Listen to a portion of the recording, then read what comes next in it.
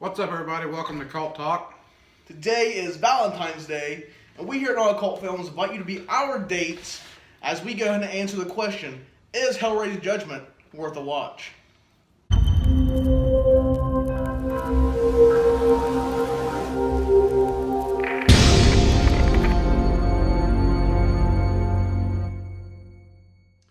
So, HellRaiser Judgement is the 10th installment of the HellRaiser franchise. To me, it's pretty good. I'm not gonna lie, it's pretty good.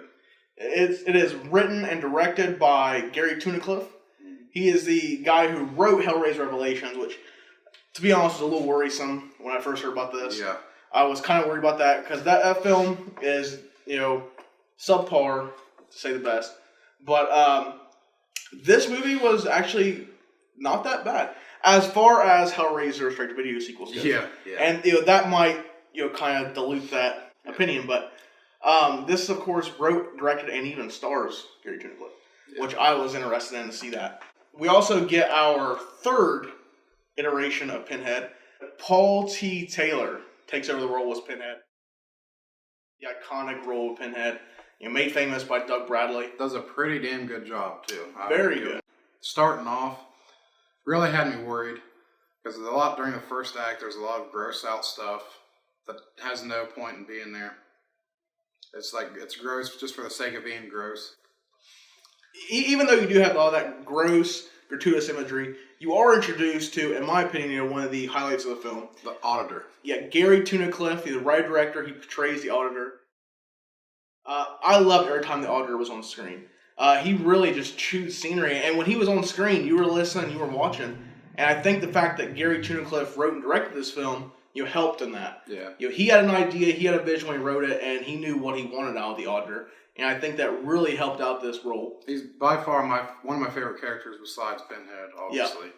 Definitely a standout as far as the Cenobites or whatever you want to call them go, and as far as like the humans go. He's definitely one of the standout characters.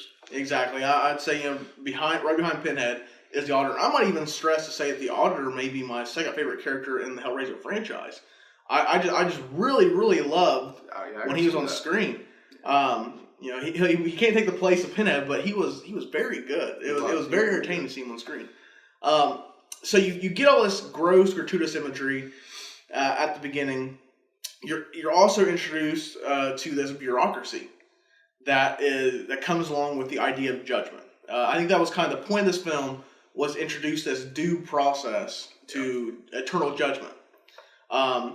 And they make a whole process out of it. It starts with the Auditor, moves on to this character named the Assessor, which is portrayed by John Gallagher, who you might know as the director and writer of the Feast franchise, as well as Piranha 3 Double D, and then a lot of shit after that. Yeah, that's pretty much it. And also the upcoming Children of the Corn Runaway. Yep. Don't know why people was asking for that, but yeah. The Assessor, he's gross. And then after the Assessor, you've got these three half-naked girls that are the jury. With torn-up faces. Yep. And then after that, you get basically the executioner. They call him the butcher/surgeon, whatever. Yep. All of that leads me to ask the question: what is Pinhead's role? In this hierarchy? Yeah, during a lot of this stuff, you get these two shots at the beginning, and it's the same shot repeated. They show it twice. Pinhead just looking bored. Yeah, just sitting in a chair, leaning his head back, looking bored. Just like. Then you're introduced to this third presence, this ethereal presence, which from what I can tell is maybe supposed to be representative of heaven or some sort of angelic deity or something. Yeah. But it's never really explained what exactly her role is. As with Pinhead, I think the whole bureaucratic side of things was maybe a little underexplained, I guess would be the term. At one point, Auditor goes to Pinhead, and he's talking about a character. He says to Pinhead, "You need to go get this guy." And Pinhead says, "I don't need to go get him. He'll be back." In so many words. I'm paraphrasing, of course. But that leads me to believe that Pinhead is some sort of like bounty hunter. Like he just goes after people that need judgment or something. It doesn't explain it at all. And it doesn't line up with the mythology that has been built throughout the 9 prior Hellraiser films. In the 9 prior Hellraiser films, Pinhead is summoned by the box. The desire. Yeah. He's summoned by desire after opening the box. And that's something else that kind of left out of this. There isn't like a lot of, lust and sadomasochism is kind of a main plot point in the Hellraiser franchise, and that's kind of left out of this one. At least the first 4. Yeah, at least the first 4, yeah. That's kind of left out of this one. So it embodies another trope which is very prevalent in the Hellraiser straight-to-video era that started in Hellraiser 5. And it is the psychological, mind warp kind of trope they add, to where you're questioning, is something real, is it not real? And that's not present, at least heavily, in the first 4, the theatrical era. Yeah, not really. It's not. But once the movies moved to the straight-to-video era, it became very prevalent. Yeah, I will go with this, though. This movie, it doesn't rely on that a lot. There's basically, this, the second act, where it has a lot of that going on. The whole overall plot of the movie doesn't rely on that. Which I'm glad, because I absolutely hate that cliche. Yeah. Let's talk about the top-billed actress in this film. Yeah, let's talk about that. Yeah. For as brief as we can. It still cracks me up. So who is the top-billed actress? Heather Langenkamp. Who you remember from the Nightmare on Elm Street franchise. She was, of course, the main heroine throughout the franchise. Now she has, her legacy in the, Hellraiser franchise with Pinhead, as well as the Nightmare on Elm Street era with Freddy Krueger. But her cameo in this is, if you blink, you're going to miss it. Yeah, even if you see it, you might miss it. She's in it maybe all of 20 seconds, 30 seconds. I actually had to look her up on IMDb to see what she was credited as. So I finally realized, that was her. Yeah, that's how small it is. We knew she was in this film going into it. We were looking for her, and after we didn't see her, we had to go back and look. Then it was she was this character. Yeah. Wow, we missed that. Even though we were watching and we seen that character on screen. Yeah, I had no idea it was her, honestly. But yeah, definitely keep a lookout for that if you watch it. So if I was to summarize the plot for HellRaiser Judgment, basically what it is, there's these 2 characters, Sean and David Carter. They're detectives. They're brothers, too. They're brothers, and they're on the track of a serial killer named The Preceptor. And throughout all this, they get introduced to the Cenobites, the Judgment, the bureaucracy. They get kind of tangled up in all this. One of the things I noticed about this film is it shares a lot in common with Hellraiser 5 Inferno. As a movie I did not like at all, didn't enjoy at all.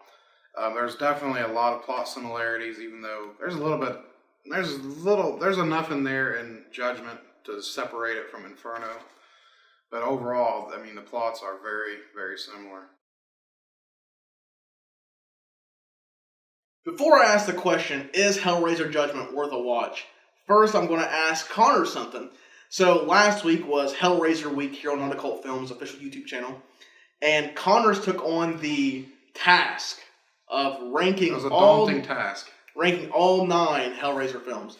So, Connors, having just watched Hellraiser 10 Judgment, where would you rank this film in the Hellraiser franchise? I'd probably bring it in at number 5. 5 or 6, because to me, this is the standout of the straight-to-DVD sequels of the Hellraiser franchise. I think this is the best one overall. So I'd probably put it at number 5 or 6. I think that's a fair judgment. Nice. So, Connors, is Hellraiser Judgment worth a watch? It's worth a watch. If you can sit through the gross-out stuff of the first act and then the mind-bending second act, that third and final act really brings the film up a lot. That's something you should know going into this is, fight through the first act. Hold in your lunch for the first act. Try to stay awake in the second act, because that third act is where Gary Tunnicliffe shines at writing and directing. You can see he really embodies that. He understands what the Hellraiser franchise is. Yeah. He understands what Pinhead is, and he makes that very prevalent here in this third act. And you get to see Paul T. Taylor just really shine as Pinhead. That third act, it doesn't make up for the whole movie, but it definitely raises the quality of the movie up by a lot. So yeah, definitely, this is definitely worth a watch if you're a HellRaiser fan. Definitely check it out. What about you? I'm going to say as well, definitely check this movie out. If you've been burned by the last 5 straight-to-video sequels, I think this one is, a standout and should make up for those. It's not as good as your theatrical films, but as far as the HellRaiser franchise straight-to-video sequels goes, this is by far the best of the straight-to-video sequels, in my opinion. So that was our look at HellRaiser 10 Judgment. Let us know what you think in the comments, if you've seen it or if you are going to see it. Hope everyone had a very happy Valentine's Day. Be sure to check us out on all of our other social media pages on Instagram and Twitter at Nautical Films, of course. Be sure to follow me on Instagram and Twitter at TheHeNerd. Till next time, it's been Cult Talk.